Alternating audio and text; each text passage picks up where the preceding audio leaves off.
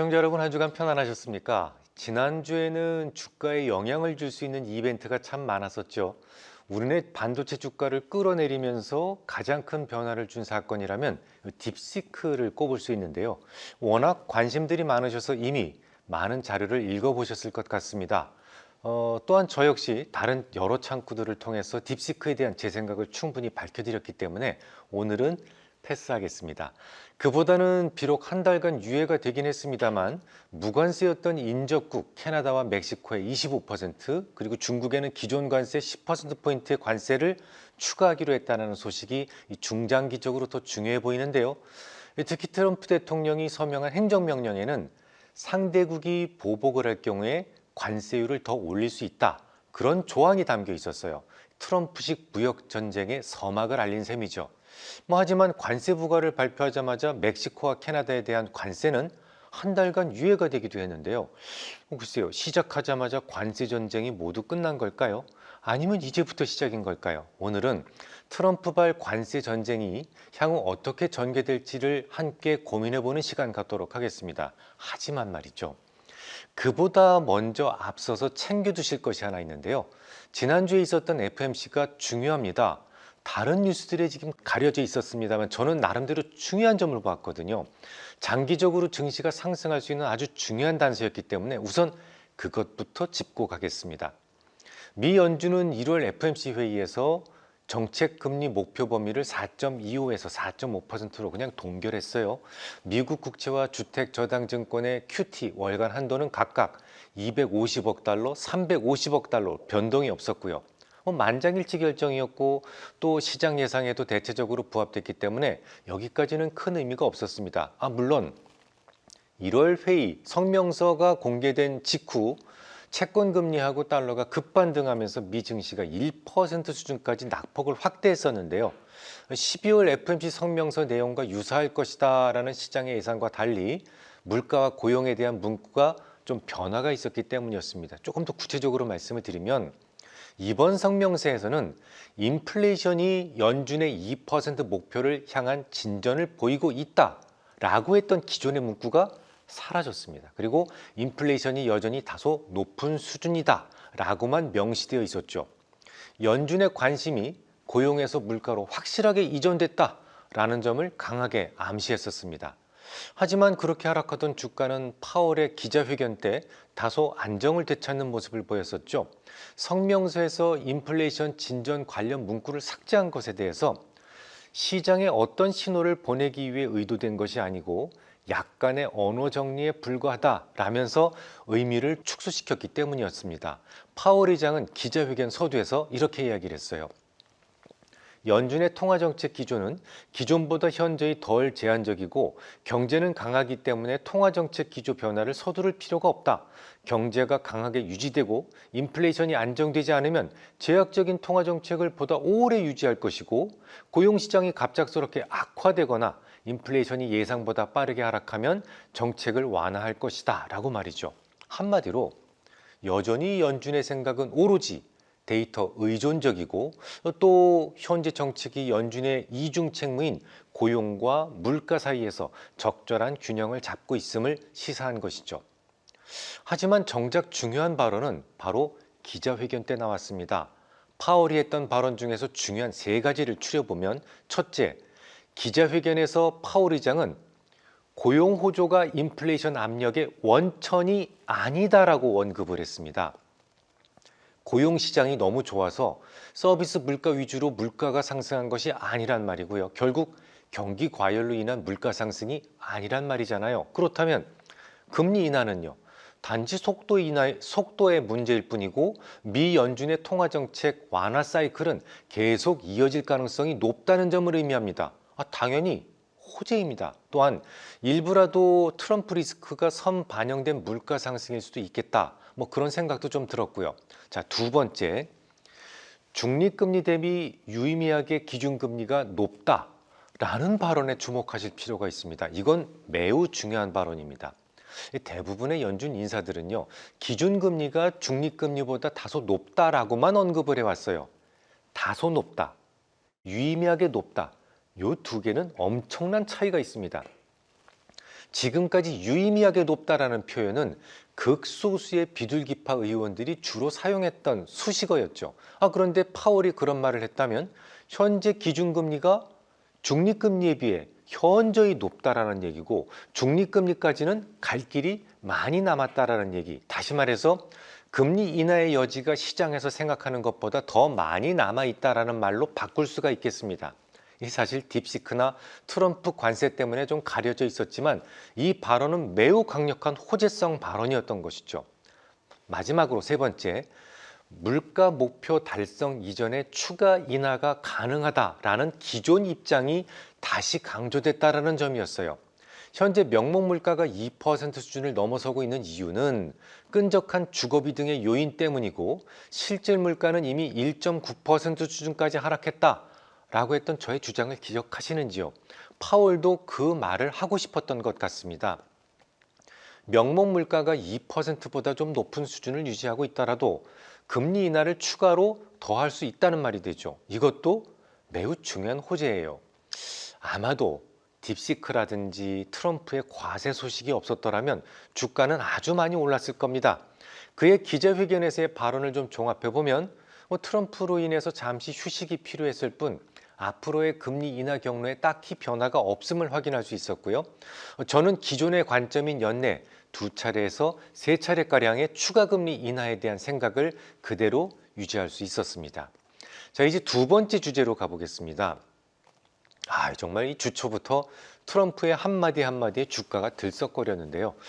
저는 지난번 보고서에서 관세를 25% 모두 부과하지는 못할 것이며 서서히 텀 프리미엄이 감소하면서 장기금리는 하락하고 주가는 점진적으로 오를 것이다 라는 결론을 내드렸었어요. 제가 그렇게 생각했던 이유는 트럼프의 관세 부과가 법리적으로도 맞지 않는 데다가 상식적으로도 심하게 어긋나 있고, 특히 미국에게 더 큰 피해를 줄 수 있기 때문이었습니다. 하나씩 설명을 드리죠. 이 관세도 결국 세금이잖아요. 관세. 이 세금과 관련된 문제를 함부로 결정할 수는 없어요. 반드시 국민, 그러니까 의회의 동의를 거쳐야만 합니다. 하지만 그런 절차가 있었나요? 없었잖아요. 어떻게 세금과 관련된 문제인데 의회 통과 없이도 가능했을까요? 바로 국제비상경제법 IEEPA를 근거로 사용했기 때문이었습니다. IEEPA는 1997년에 제정된 아주 오래된 법안이에요. 지금까지 법만 좀 만들어지고 이 법을 실제로 적용했던 적은 단 한 차례도 없었습니다. 트럼프가 처음이에요. 이유가 있는데요. IEPA는 전쟁 등 국가 비상사태가 벌어졌을 때만 한정적으로 대통령의 권한을 규정하고 있기 때문에 그렇습니다. 미국이 무역 상대국과 친하게 지내다가 전쟁을 하게 됐어요. 그러면 기존의 무역 협정 같은 것들은요, 모두 뛰어넘는 경제 통제가 필요해지잖아요. 그러니까 전쟁이 나면 대통령에게 초법적 권한을 줘서 전쟁 상대국을 좀 압박하자라는 것이 이 법안의 탄생 목적입니다. 제가 지금 뭐라고 말씀드렸죠? 전쟁 등 특수한 경우라고 말씀을 드렸는데요. 지금 미국이 전쟁하고 있나요? 전쟁 안 하고 있습니다. 이 법이 처음 제정될 때 기본 목적이 뭐냐면 지금의 트럼프처럼 전 세계를 상대로 관세를 부과할 수 있다, 그런 취지로 작성되지는 않았다는 말입니다. 그저 전쟁을 치르고 있는 하나의 국가 혹은 개인에 대한 제재가 목적으로 탄생한 법이기 때문에 트럼프가 이 법안을 이용해서 전 세계를 상대로 보편적 관세를 도입한다? 이건 당초 법의 취지를 벗어나는 부분이 적지 않습니다. 법리적으로 맞지 않다라는 말이죠. 트럼프나 그의 자문단이 이를 모르는 바는 분명 아닐 겁니다. 그러니까 트럼프로서는 이 말도 안 되는 억지를 적당한 이익을 챙기고 속히 끝낼 수밖에 없는 상황이었을 겁니다. 시간을 끌면 끌수록 이해관계자들은 로비스트를 고용해서 의회를 자극하거나 혹은 소송을 시작할 텐데요. 이미 의회가 시끄러워진다면 트럼프는 이 게임에서 지는 겁니다. 자, 두 번째, 상식적으로도 심하게 어긋나 있습니다. 미국은 지금까지 중국의 추격을 따돌리고 싶어 했어요. 그래서 우리에게 요구했던 것이 뭐냐? 니어쇼어링 혹은 프렌드쇼어링이었습니다.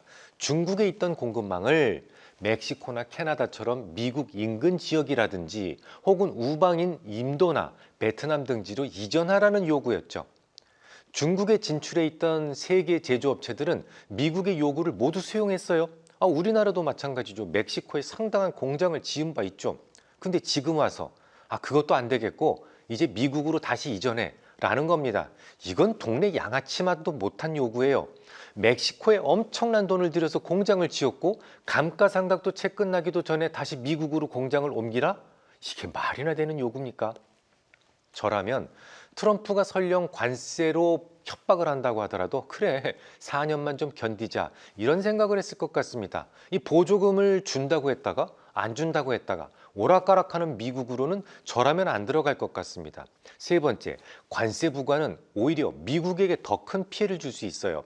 현지 시각 1일 미국의 온라인 매체 악시오스는 비영리 싱크탱크인 텍스 파운데이션의 연구 결과를 인용해서 트럼프 대통령의 관세 부과가 올해 미국 가구에 미칠 부담을 정리해서 발표했는데요.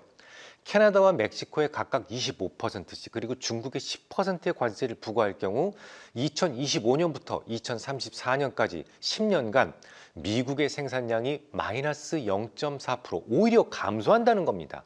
세금은 1조 2천억 달러, 약 우리 돈으로 1,750조 원이 증가시키게 될 것이다라고 주장합니다.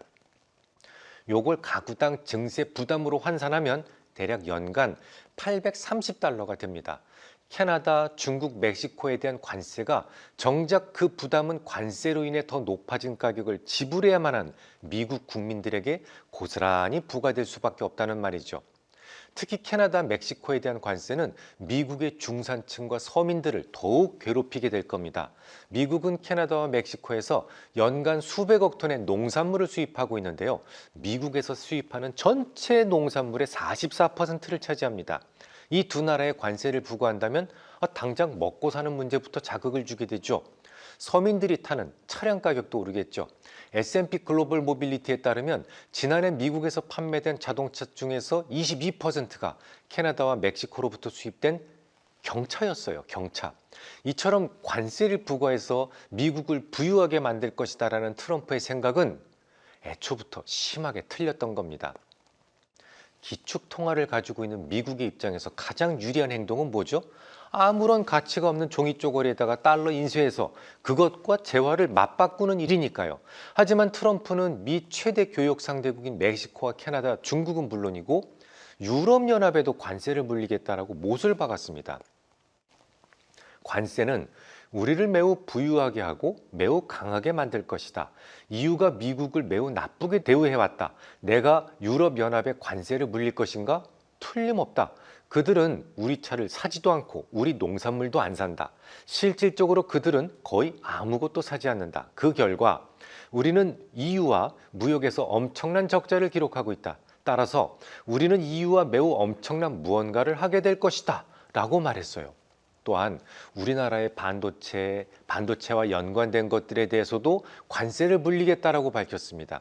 트럼프는 이달이나 다음 달 중 철강에다가 관세를 먼저 물리고 궁극적으로 반도체에도 관세를 매기겠다라고 다짐했으니까요. 자, 여기까지만 살펴본다면 정말 트럼프는 달러에 대한 경외심이라고는 눈꼽만큼도 없는 사람처럼 보입니다. 그렇다면 트럼프는 법리적 해석으로도 이게 설명이 안 되고 상식에도 크게 어긋나는 관세 부과를 굳이 왜 하려는 걸까요? 그는 이렇게 말했어요. 관세는 순전히 경제적인 것으로 캐나다, 멕시코, 중국 세 나라 모두와의 무역에서 미국이 막대한 적자를 내고 있기 때문이다 라고 말이죠. 트럼프의 이 발언이 진심에서 우러나온 말이었다면 기축통화국은 필연적으로 무역 수지가 적자일 수밖에 없다라는 기본적인 경제 이론조차 모르는 얼간이란 말이 되죠. 하지만 펜타닐과 불법 체류자 때문이다라고 하루 만에 말을 바꾸기도 했는데요. 와라 이랬다 저랬다 합니다. 이 말을 목적을 달성하면 관세는 취소될 수 있다라는 것으로 해석할 수가 있어요. 실제로 약속했었던 관세 부과를 단 몇 시간 남겨놓고 한 달간 유예가 되었으니까 말이죠. 고백하건대 말이죠. 모든 것이 저의 생각대로 된 것은 아니었어요. 사실 저는 관세 부과라는 이벤트는 이미 충분히 선 반영된 재료로 봤습니다. 알려진 재료. 그래서 막상 관세가 부과되더라도 적어도 증시가 추가로 하락하지는 않을 것이다 라는 생각을 했었죠. 하지만 관세 부과에 서명한 첫날에는 주가가 제법 많이 하락했었어요. 그건 전혀 예상 밖의 일이었습니다. 증시의 반응만 가지고 본다면 분명 재료가 덜 반영됐다는 말이 되는데요. 아마도 시장에서는 반신반의했던 것 같습니다. 앞서 거론해드렸듯이 법리적으로도 맞지 않고 상식적으로도 납득이 가지 않는 일이고 또 미국에도 피해가 가는 일을 과연 하겠느냐 이런 생각을 했던 것 같아요. 자, 그러면 트럼프의 관세 위협은 모두 끝났을까요? 글쎄요, 트럼프가 바라는 것은 펜타닐도 아닌 것 같고 불법 이민자도 아닌 것 같습니다. 그보다는 근접해 있는 나라들의 국경 통제를 좀 더 확실히 해서 중국으로의 기술 유입을 틀어막자라는 것이 진짜 이유였을 가능성이 높습니다. 앞으로 한 달 동안 멕시코, 캐나다와의 주된 타협점이 중국에 대한 통제가 될 것이다라는 생각을 하고 있어요. 두 나라에 대한 관세 유보는 관세가 타협용이었을 가능성이 높다는 그동안의 저의 생각을 뒷받침합니다. 하지만 그렇다고 관세 이슈가 모두 끝났다는 것은 아닙니다. 당분간 유예된 관세가 다시 부활하고 또다시 유예되고가 반복될 것이고 트럼프는 계속 주가를 들었다 놨다 할 가능성이 높습니다. 이 귀싸대기 한 대 먼저 후려치고 대화를 시작하는 것이 트럼프식 거래법이기에 그렇습니다. 다만 중국에 대한 생각은 좀 다를 겁니다. 시작부터 중국을 공급망에서 빼내려 했던, 제거하려 했던 이유가 뭐였습니까? 중국의 빠른 추격 때문이 아니었습니까? 특히나 이번 딥시크 사태를 통해서 거의 독점이라고 생각했던 AI 부분까지도 중국이 밥숟가락을 얹기 시작했다는 것을 인지한 이상 중국에게는 좀 더 가혹한 잣대를 들이댈 가능성이 높다는 생각입니다. 결론적으로 당분간 증시는 위아래로 몹시 흔들릴 겁니다. 하지만 결국 중국을 제외한 다른 나라들에 대한 관세는 타협을 통해서 점진적으로 낮아질 수밖에 없을 것이다라는 생각에 변함이 없으며 그로 인한 텀 프리미엄의 점진적 약세를 예상합니다. 장기 금리와 달러는 천천히 하락할 것이며 주가는 천천히 상승하게 될 것입니다.